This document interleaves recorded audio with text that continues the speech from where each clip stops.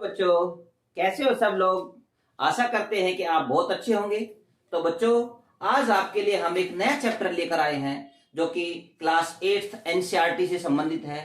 Chapter का नाम है बच्चों इंट्रोडक्शन टू ग्राफ। जैसा कि बच्चों आप जानते हो कि कोई भी चीज का जब रिप्रेजेंटेशन हम करते हैं, जो डाटा हमारे पास होता है और उसका रिप्रेजेंटेशन हम लोग ग्राफ के माध्यम से कर देते हैं। तो बहुत बड़ा डाटा हम एक छोटे से ग्राफ के माध्यम से हम लोग एक्सप्रेस कर देते हैं। तो उसी चैप्टर के उसी टॉपिक को लेकर हम लोग आज आपके लिए नए वीडियो लेकर आ रहे हैं जिसका नाम है इंट्रोडक्शन टू ग्राफ। सो सबसे पहले बच्चों हम लोग ग्राफ्स के बारे में जानते हैं कि ग्राफ होता क्या है। सो एक यहाँ पे हमने एक डेफिनेशन हमने बच्चों यहाँ पर लिखी है। एक it is a pictorial representation. Pictorial representation बच्चों यहां पर होती है किसी भी डाटा की या वैल्यूज की। कोई भी डाटा या वैल्यूज की पिक्टोरियल रिप्रेजेंटेशन किसमें होती है बच्चों? ऑर्गेनाइज्ड मैनर में होती है। किसमें होती है? ऑर्गेनाइज्ड मैनर में। जब किसी भी डाटा को या वैल्यूज को रखते हैं तो वो हमें ग्राफ देता है बच्चों। सो बच्चों, इसके बाद हम बात करेंगे इसके टाइप्स की। बात करते हैं कि ग्राफ के टाइप्स क्या क्या होते हैं। जैसा कि आप देख पा रहे हो, हम लोग यहाँ पे लिखे हैं कि ग्राफ बच्चों पहला होता है लाइन ग्राफ। नाम से ही क्लियर है कि वो ग्राफ जो लाइन के रूप में प्रेजेंट करता है। जैसे हम एग्जांपल के माध्यम से आपको एक्सप्लेन करेंगे। उसके बाद बार ग्राफ की बात करेंगे और उसके बाद हम लोग बच्चों हिस्टोग्राम की बात करेंगे और लास्ट में हम लोग आज पाई चार्ट के बारे में बात करेंगे जो कि टोटल टाइप्स ऑफ ग्राफ्स में आता है। तो 4 तरह के ग्राफ्स के बारे में हम डिटेल से डिस्कस आज करने जा रहे हैं। So students, first of all देखते हैं लाइन ग्राफ क्या होता है। वो ग्राफ जो लाइन के रूप में रिप्रेजेंट करता है। जैसे देखते हैं कि मान लीजिए किसी पेशेंट का टेम्परेचर देखते हैं कि मान लीजिए वो इस तरह से हम ग्राफ बनाते हैं। तो मान लीजिए 10 बजे टेम्परेचर उसका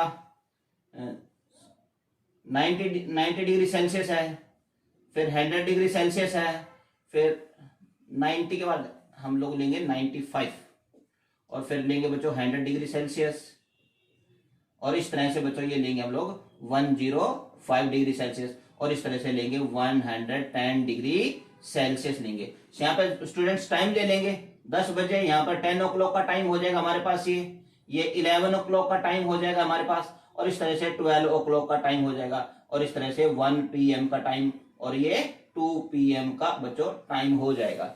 सो देखते हैं इस ग्राफ में कैसे हम लोग लाइन ग्राफ को डिफाइन करते हैं। मान लीजिए उसको 10 बजे स्टूडेंट्स उसको टेम्परेचर मान लीजिए 100 डिग्री था। 10 बजे उसका टेम्परेचर कितना था? 100 डिग्री सेल्सियस पे था और 11 बजे उसको मान लीजिए टेम्परेचर होगा 105 डिग्री बच्चों। सो देखते हैं 105 डिग्री का मतलब यहां से जाएंगे 11 बजे और इधर से 105 पे जाएंगे तो लाइक दैट। तो ये बच्चों आपको 11 बजे 105 डिग्री और मान लीजिए 12 बजे बच्चों उसका बुखार हो जाता है 108 डिग्री 108 डिग्री तो थोड़ा और ऊपर जाएगा और मान लीजिए 1 बजे उसका बुखार हो जाता है 100 डिग्री तो इसके इक्वल में इधर हमारे पास बच्चों ये बन जाता है। तो जब हम इस ग्राफ को बच्चे ज्वाइन करते हैं तो हमें एक लाइन ग्राफ मिलता है। कैसे देखते हैं? जब हम इसको ज्वाइन करेंगे ऐसे तो इस तरह से हमें एक ग्राफ की रिप्रेजेंटेशन यहां पर दिखाई देती है और इस ग्राफ को हम लोग स्टूडेंट्स क्या बोलते हैं? इस ग्राफ को हम लोग बोलते हैं लाइन ग्राफ। इस तरह से जो लाइन के रूप में चलता है उस ग्राफ का नाम होता है लाइन ग्राफ। तो बच्चों आई थिंक आपको यह बात पता लग गई। किसी भी हमने एक पेशेंट का एग्जांपल लेकर आपको समझाने की कोशिश की कि 10 ओ क्लॉक उसका फीवर कितना था। इधर हम लोग ले लेते हैं उसका टाइम। स्टूडेंट्स इधर क्या ले लेते हैं हम लोग? इसका टाइम ले लेते हैं, टाइम। और इधर हम लोग ले लेते हैं बच्चों उसका टेम्परेचर कितना था, टेम्परेचर उस पेशेंट का कितना था। तो इस तरह से जो ग्राफ, अब स्टूडेंट्स आपने देखा कि इस डाटा के माध्यम से हमने एक ग्राफ बना दिया और इस ग्राफ का नाम है लाइन ग्राफ है। उसके बाद हम स्टूडेंट्स एक दूसरा ग्राफ का लेते हैं जिसको कहते हैं बार ग्राफ। जैसा कि आप जानते हो बच्चों, बार ग्राफ का मतलब क्या होता है? जिसमें बार्स हो। और बार्स का मतलब देखते हैं, आपको दिखाते हैं हम लोग। ये देखो इस तरह की जो लाइन होती है इनको बोलते हैं बार्स। स्टूडेंट्स क्या बोलते हैं? इनको बार्स बोलते हैं हम लोग, बार्स, BARS। तो इस तरह से डिफरेंट जो डिस्टेंस, इक्वल डिस्टेंस पे जो बार्स होती है इस ग्राफ को हम लोग क्या नाम देते हैं? बार ग्राफ देते हैं, जो कि हम लोग क्लास 7th में भी इसको डिटेल से सीखते हैं।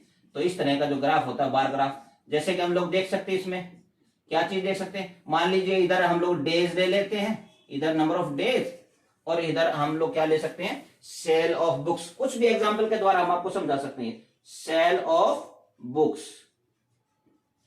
तो मान लीजिए इधर देखते हैं ये 10 बुक्स होगी, इधर 20, 30, 40 और इस तरह से बच्चों हम लोग 50, ये हमारी नंबर ऑफ बुक्स हो जाएंगी इधर, और इधर हमारे डेज हो जाएंगे, मंडे, इधर बच्चों ट्यूसडे, इधर वेडनेसडे और इधर थर्सडे। इस तरह से जो जो ग्राफ बनता है, इस तरह का जो ग्राफ बनता है, that graph is called bar graph. Students आपको जो ये लाइन दिखाई दे रही है इसको हम बार बोलते हैं। तो इस तरह के इक्वल डिस्टेंस पे जो बार्स बनती हैं, वो वाली जो ग्राफ होती है वो एक बार ग्राफ का एग्जांपल होता है। इस तरह से एक हिस्टोग्राम लेते हैं हम लोग। हिस्टोग्राम में क्या डिफरेंस है? हिस्टोग्राम भी बड़ा सिंपल सा कॉन्सेप्ट है। एक ग्राफ लेंगे ऐसे, इस तरह का कुछ ग्राफ लेते हैं, और उसमें जो बार्स होती है बच्चों वो अटैच्ड होती है, एक दूसरे के साथ जुड़ी हुई होती हैं, कोई ऊपर कोई नीचे। आपने देखा होगा बुक्स में बहुत सारे एग्जांपल ऐसे।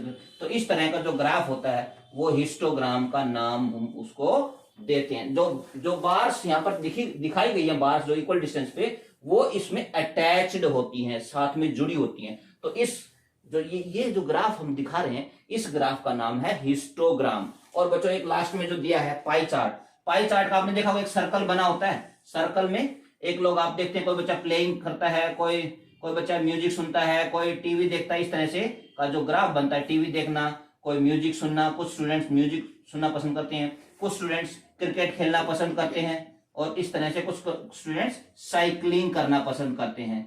तो इस तरह का जो ग्राफ बनता है, जो एक सर्कल में बनता है, that graph is called pie chart. इस सर्कल पाई चार्ट का दूसरा नाम छोटी क्लासेस में हम लोग चपाती चार्ट के नाम से भी कह देते हैं। तो स्टूडेंट्स आपने देखा कि एक ग्राफ क्या होता है, एक पिक्टोरियल रिप्रेजेंटेशन किसी भी डाटा का होता है, और एक अरेंज्ड मैनर में होता है। और उसके कुछ टाइप्स हमने बताए हैं, line graph, bar graph, histogram और पाई चार्ट। तो लाइन ग्राफ में हम लोग एक लाइन सी बनती हुई दिखाई देती है। ये तो हमने एक छोटा लिया है, इसमें हम लोग ऐड ऑन कर सकते हैं कि जब किसी भी इस तरह की जो लाइंस हमें बनती हुई दिखती हैं, ये ऐसे कुछ लाइंस ऊंची नीची है, तो इस तरह का जो ग्राफ होता है वो लाइन ग्राफ कहलाता है स्टूडेंट्स। और उसके बाद हम लोगों ने डिस्कस किया बार ग्राफ। तो बार ग्राफ के अंदर हम क्या देखते हैं कि हमें बार्स दिखाई देती है। ये देखो, ये बार्स, इनको बार्स बोलते हैं बच्चों, ये वाली बार्स हमें बनती हुई दिखाई देती हैं। और उसके बाद हिस्टोग्राम, जिसमें बार्स क्लोजली अटैच होती है। देखो ये डिस्टेंस पे नहीं है, पहली बार, दूसरी बार, और इस तरह से सारी बार ये क्लोज अटैच होती हैं। और लास्ट वाली जो चार्ट हम देखते हैं बच्चों, वो वाला क्या होता है, पाई चार्ट। इसके अंदर क्या होता है, हम लोग एक सर्कल में जो भी एक्टिविटीज, जो भी डाटा हमारे पास होता है, मान लीजिए बच्चे क्रिकेट खेलते हैं, कुछ बच्चे टीवी देखते हैं, कुछ बच्चे साइकिलिंग करते हैं, तो उनका जो डाटा रिप्रेजेंटेशन होता है, that is called pie chart. और उसको हम इस तरह से हम लोग ये रिप्रेजेंटेशन करके दिखाया है। तो बच्चों इस वीडियो में हम आपको सिर्फ इंट्रोडक्शन टू ग्राफ्स, जो भी टॉपिक का नाम ही है, इतना ही आपको डिस्कस बताएंगे।